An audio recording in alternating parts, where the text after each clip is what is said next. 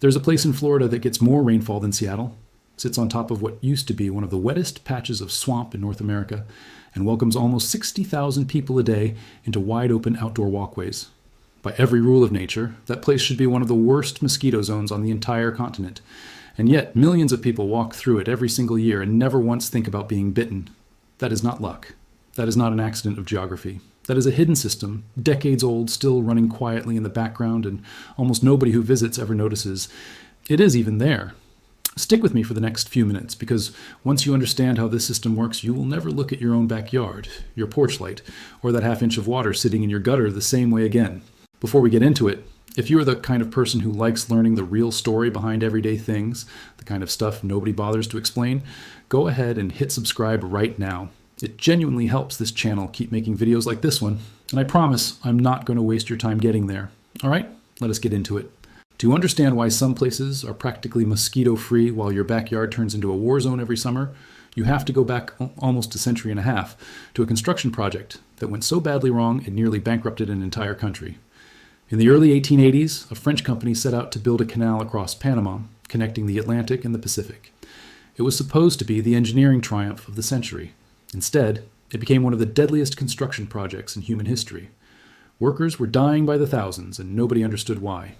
The company built a hospital on a hill overlooking the city, thinking clean air and a nice view would help the sick recover. The wards were spotless. The gardens were beautifully kept. And in a small detail that seemed harmless at the time, the hospital staff placed each bed leg into a little dish of water, specifically to stop ants from crawling up onto patients while they slept. The potted plants in the garden sat in matching dishes of water too, to keep them from drying out in the heat. Nobody in that hospital realized they had just built the perfect nursery for the exact insect that was killing their patients. Every single dish, under every single bed, every saucer, under every plant, was a private breeding pool for mosquitoes, carrying yellow fever and malaria. The hospital built to save lives was quietly manufacturing the very thing ending them. By the time the French project collapsed a few years later, something like 22,000 workers had died, most of them from disease, and a huge share of that traced directly back to standing water. Nobody thought twice about. When the United States took over the canal project in 1904, they brought in a military doctor named William Gorgas, a man who had already stopped a yellow fever outbreak in Havana using an idea that sounded almost too simple to work. Gorgas argued that chasing down adult mosquitoes one at a time was a losing battle. You would never win that way. Instead, he said, you go after the water. No standing water, no breeding, no disease. It sounds obvious now, but at the time it was radical. Gorgas put thousands of workers on a single mission, draining every puddle, every ditch, every stagnant pool across the entire canal zone, and pouring oil over anything that could not be drained to suffocate the larvae underneath. Within about 2 years, yellow fever had essentially vanished from the region. The canal, which had defeated the French, was finished under American control a decade later. The lesson those workers paid for with their lives was brutally simple. You do not fight the mosquito. You erase the conditions that let it exist in the first place. That lesson did not stay buried in a history book. Decades later, a retired Army general named William Potter, who had personally dealt with mosquito-borne disease while overseeing that same stretch of Panama, crossed paths with Walt Disney at a World's Fair in the 1960s. Disney explained what he wanted to build in Florida, an enormous outdoor theme park on land that was, at the time, mostly swamp. Potter did not need convincing. He had already seen exactly what happens when standing water and large groups of people share the same space unprotected. Disney hired him almost immediately, and Potter went on to design the drainage backbone of the entire property before a single ride or building went up. Here's where it gets genuinely impressive from an engineering standpoint. Potter's teams dug over 40 miles of canals across the property, along with dozens of water control gates, all designed to move water constantly instead of letting it collect. And the part that tends to surprise people the most, that entire network runs without electricity. The gates open and close based purely on water pressure and gravity. No pumps, no motors, no one monitoring a control panel somewhere. It was switched on before the park opened in the early 70s, and it has been quietly doing its job for more than 50 years without a single outage. To this day, some of those canals are still referred to informally by his name. But drainage alone can only solve part of the puzzle, because a mosquito does not need a canal or a pond to breed. It needs roughly 2 days of water sitting still, and that can be a clogged gutter, a bottle cap, a wheelbarrow left out in the rain, or a curled up leaf holding a spoonful of water after a storm.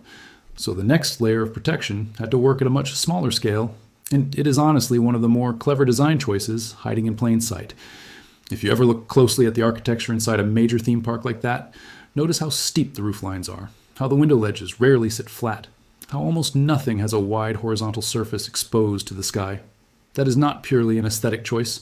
Water that cannot find a flat surface cannot pool, and water that cannot pool cannot become a mosquito nursery.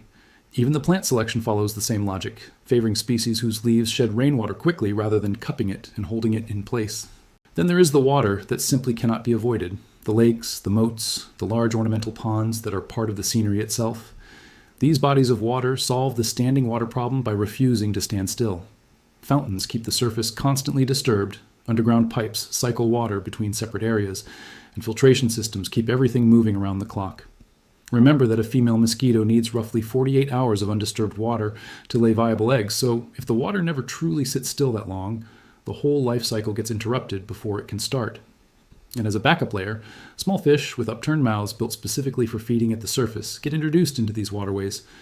A single one of these fish can eat several hundred mosquito larvae in a single day, and colonies of them have quietly been doing that job in ornamental ponds and lakes for decades. Even with all of that, none of it stops an adult mosquito that hatched somewhere else entirely and simply flies in from the surrounding wetlands. Drainage cannot catch something already in the air. Architecture cannot block it.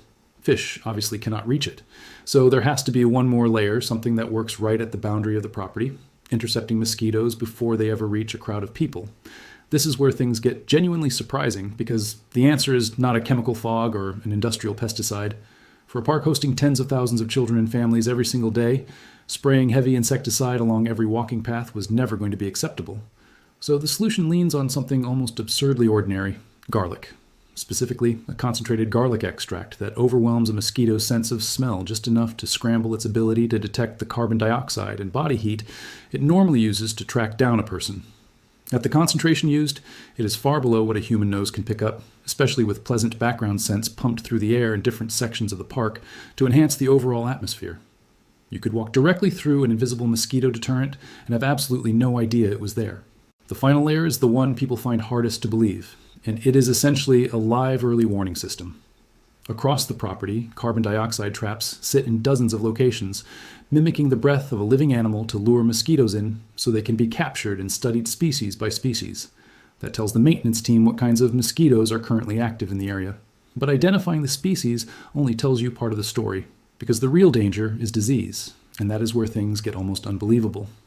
Small flocks of chickens are kept in coops near the edges of the property, not for eggs or meat, but purely as biological sensors.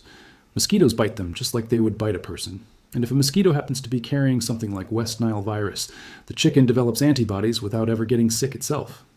Blood samples get drawn from these flocks on a regular schedule, and if antibodies show up, the team instantly knows which section of the property has an active disease risk, often before a single guest could possibly be affected. It sounds almost too strange to be real, using chickens as a living alarm system, but it has apparently worked quietly in the background for years. Now, no system is completely airtight, and it is worth being honest about that. In 2016, when the Zika virus became a serious public health concern across parts of the southeastern United States, extra precautions like repellent stations and additional fogging did get added temporarily because that particular threat called for a more aggressive short-term response. But for ordinary day-to-day mosquito pressure, the 5 layers working together, moving water, water-resistant architecture, natural predators, garlic-based deterrence, and biological surveillance, have quietly done the heavy lifting for decades without most visitors ever noticing a thing. Here's the part I actually find most useful, though. You do not need 40 miles of canals or a flock of sentinel chickens to apply the exact same thinking at home, because the underlying principle is universal.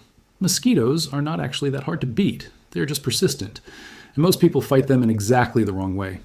Walk around your yard after the next rain and look for anything holding water for more than a day or two: clogged gutters, plant saucers, an old tire, a kid's toy left outside, even a bottle cap.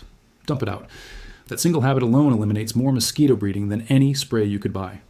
If you have a pond or a water feature, ask your local mosquito control district whether they provide mosquito-eating fish for free, because in a lot of areas they genuinely do. Swap your porch light for a warm-toned bulb instead of a bright white one, since mosquitoes are drawn far more strongly toward cooler, ultraviolet-leaning light. A cheap bottle of garlic-based repellent concentrate diluted in water and sprayed around your yard's perimeter can noticeably cut down mosquito activity for a couple of weeks at a time. And if you really want to go all in, a bat house mounted well off the ground can end up doing more work than any device you plug into an outlet, since a single colony of bats can eat an enormous number of mosquitoes in a single night. None of that requires a big budget or complicated equipment. It just requires understanding what actually works, instead of what gets marketed the hardest. The people who solved this problem at a massive scale were not fighting mosquitoes one bite at a time. They were removing the conditions mosquitoes need to survive in the first place, and that same logic scales down perfectly to a backyard, a patio, or a campsite. If this changed the way you think about mosquito control, or if you learned something you genuinely did not expect from a video like this, let me know in the comments. I actually read them, and it helps me figure out what to dig into next. And if you know someone who is still lighting citronella candles every summer wondering why nothing changes, send this their way. It might save them a lot of wasted money. Thanks for watching, and I will see you in the next one.